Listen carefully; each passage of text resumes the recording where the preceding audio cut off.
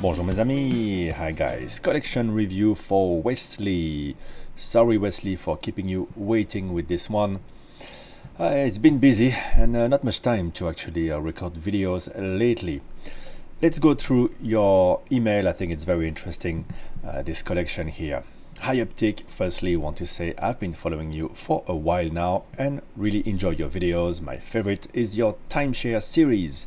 You and your guests are very knowledgeable, well, especially my guests, and I love hearing your takes on different models. Hope to see them more frequently. Actually, I'm meeting some really interesting people here in Hong Kong, and definitely I should get to doing more of those timeshare series. Anyway, we go on.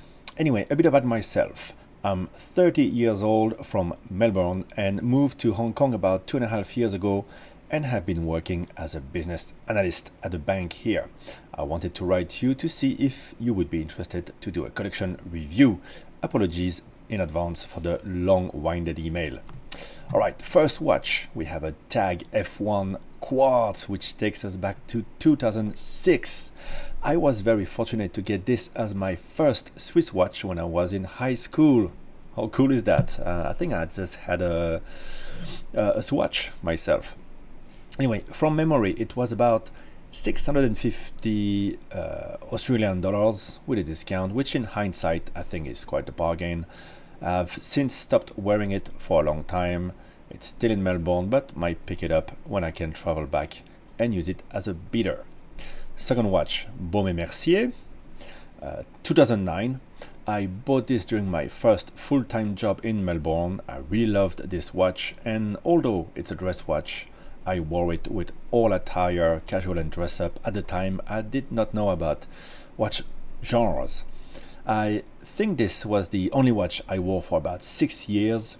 I banged it up quite badly over time, and as you can see, it's even missing a pusher. I don't really wear it anymore and couldn't be bothered fixing it, although it was serviced and polished by an independent in Melbourne, but they weren't able to source the pusher, and that's when I gave up. You know, the watch that for my collection, Wesley, that I would compare to this is a Seiko chronograph. It was a quartz. Actually, it's not as good as the Baume & Mercier that you have here, but to me that was the watch. I wore it for like 4 or 5 years, and really loved it, and was wearing it in all circumstances. It's full of scratches, but it never stopped, and I still have it. Third watch, TAG Heuer WAN 2110.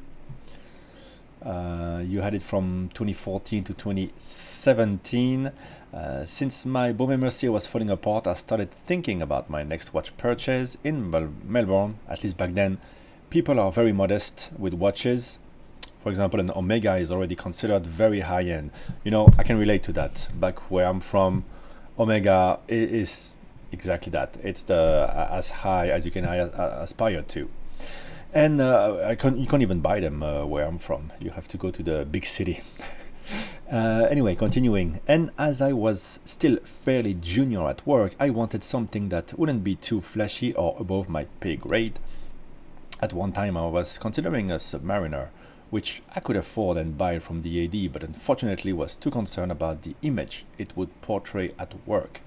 I ended up picking this TAG, which I think is a really good looking watch. Unfortunately, during a sabbatical to Shanghai, I lost it on a night out. I don't remember how. See, now you're lucky you didn't buy that Rolex. Really regret that, as it has since been discontinued. Well, maybe let's not regret that. And is a great size and would have been a great casual watch. Well, let's move on. Because next, of course, you have a Rolex 14060 from 2019. Well, you got it in 2019. I've always been a fan of Rolex, but was not comfortable wearing such an expensive and recognizable watch in Melbourne, in the Melbourne workplace. Since coming to Hong Kong, that mentality has changed. Well, yeah, when on the tube, every lady wears a Rolex, you feel more relaxed about it. I'm a little older now, and as you know, wearing a Rolex is commonplace here anyway, so I had my sights set on a 14 or 60, as I've always aspired for a sub. and I like the simplicity and wearable case size. Also, it was one of the most affordable 40mm Rolex sports watches at the time. It ticked all the boxes. I scoured Facebook groups and shops that I knew about at the time. I ended up finding it in Causeway Bay through Facebook, and finally bought my first Rolex. It cost me 41,000 at the time, watch only. It's still my favorite watch in my collection. Oh, by the way, 41,000 is Hong Kong dollars. That's about 5 grand US, a bit more. And besides being my first Rolex, I already have many memories with it, and it's been my companion on many overseas trips. Well, what can I say? Classic, classic, classic of classics. Next we have a Seiko SKX013, that's the smaller size, bought in 2019. It's my beater watch, not much to say about it really. It gets wrist time for water sports, junk boats. Well, I use my SKX007 to play tennis myself, and when I don't have anything around at home, it's always there, and I pick it up. Sometimes I sleep with it because it's a great loom. Alright, next we have a Rolex 14270, bought at the end of 2019. It's not on the picture. After seeing many reviews, I was keen to try an Explorer I. I did try on the 39mm, but felt it wore too big on me. I managed to find a great deal in Mongkok, here in Hong Kong, for 14270 from 1996. After wearing it for a couple of weeks, I just could not get used to the small case shape, and soon after sold it to a friend who was visiting from Melbourne. Fair enough. Personally, I like the 39, don't like the 36. Next, we have a Tudor 76100, bought in 2020. As I wanted to expand my collection, I had my heart set on a Tudor Black Bay 58 in black. I think by then the hype had died down, and I went to visit some 80s in TST here in Hong Kong, and was able to get a bracelet version with a slight discount too.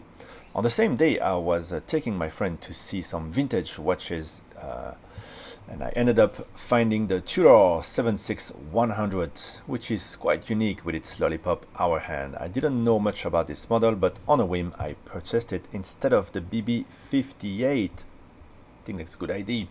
This is a great watch and wears so well. It's also my cheaper route to 1680, which I am also a big fan of. One slight negative is that I have to be quite careful not to knock it about, as I'm a little worried the loom, especially the lollipop hand, may crack or fall over time. Alright, let's take a pause here. Well, that's the reason why they make the Tudor Black Bay 58, because it's not gonna fall apart, right? It's it looks like an old classic, but it's modern. And that's the whole point of it, and I love mine because I get the looks, but I don't have the drawback of being worried about wearing it. Having said that, the 76100, has so much charm, but yeah, it's not as usable, of course. Next, we have a Rolex 16570, bought in 2021, so not long ago. I always loved the aesthetic of the 40mm Explorer II, and find the GMT function extremely usable, that's for sure. I saw prices were continuing to go up, and thought I'd better hit the trigger on one, in case the price went up even more after the anticipated release of the 50th anniversary, which never happened. I loved the black dial, but ended up getting the polar, as it adds a bit more variety to my collection. It's quite a nice tritium example, and is my only watch with box and papers, but I do find myself wearing and enjoying my sub much more. I think the white dial does not pair as well with what I normally wear, white gray t-shirts, and you mentioned maybe that's just you. I think it is. So it doesn't get too much wrist time. Okay, let's take a break. I had one, my first Rolex, loved it, wore it for a few years. It's the one I had was a bit a later model, 2004, 2005, so very usable. I still had the loom working, so I traveled with it and wore it everywhere. And I thought it was great with everything. Actually, it has a great pop with whatever you wear, even if it's a white T-shirt. But yeah, over time I got a bit tired of the look, so I sold it.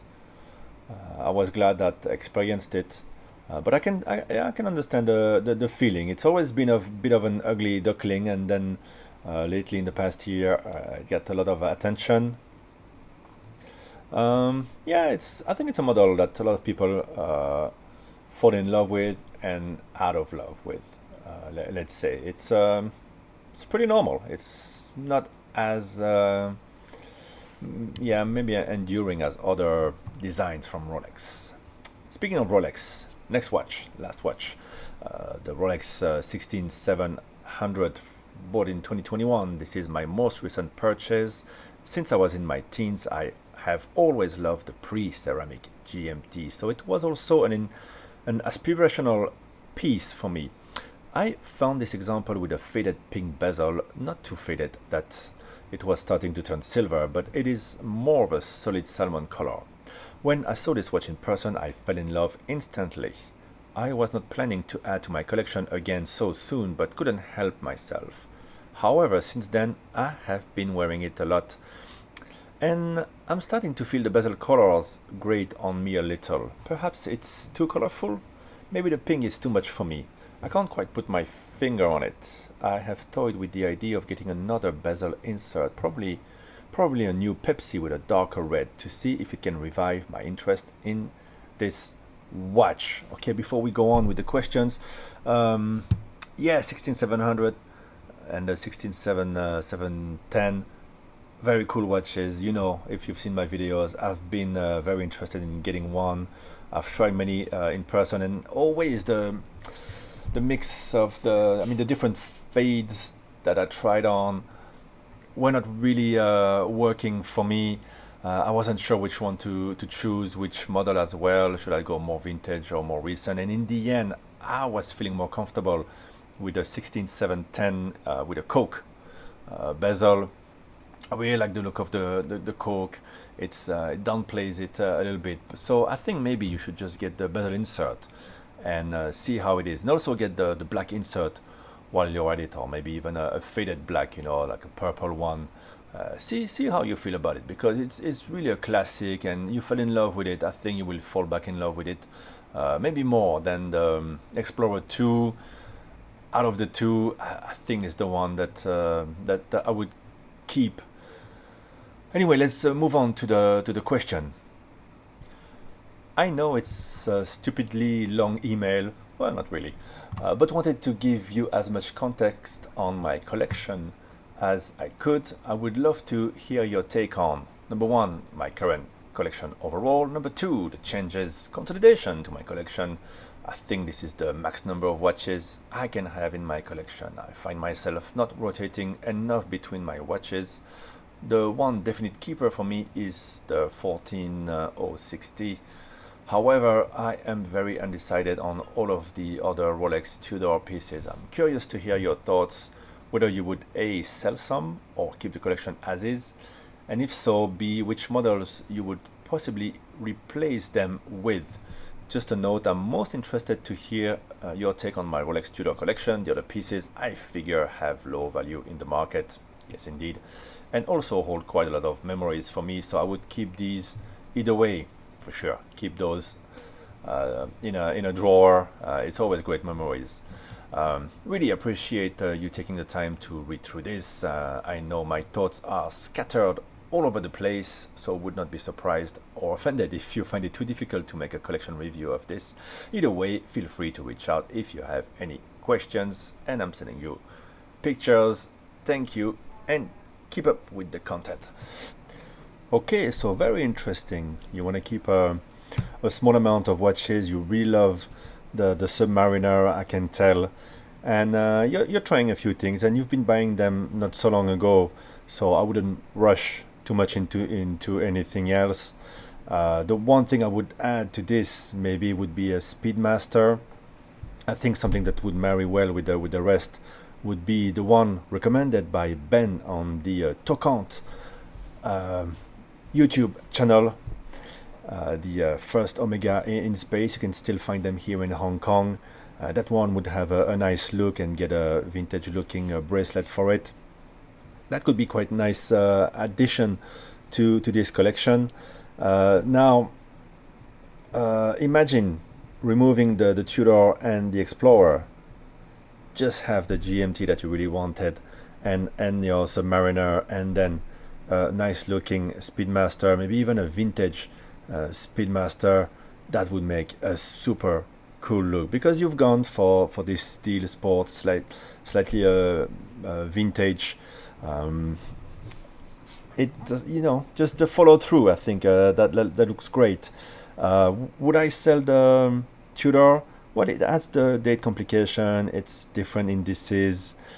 It's a collectible. It's really cool, and you have a bit of a story how you bought it. You know, sometimes I like to watches that you buy like this on a whim. I think it's quite cool, right? But if you never wear it compared to the Submariner, well, you can say you've had one, you've enjoyed it, and you can move on.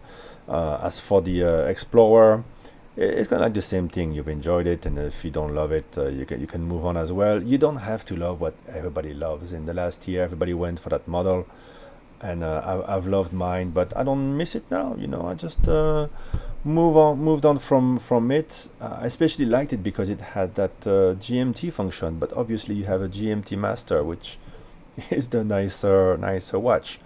So look, you don't have to force yourself to love things and to keep things. Having already two Rolex would be already really nice, wouldn't it? And actually would be even nicer. Imagine just taking your hand, your Submariner and your GMT Master. Doesn't it feel good to just have that and remove the weight that you carry from the other watches?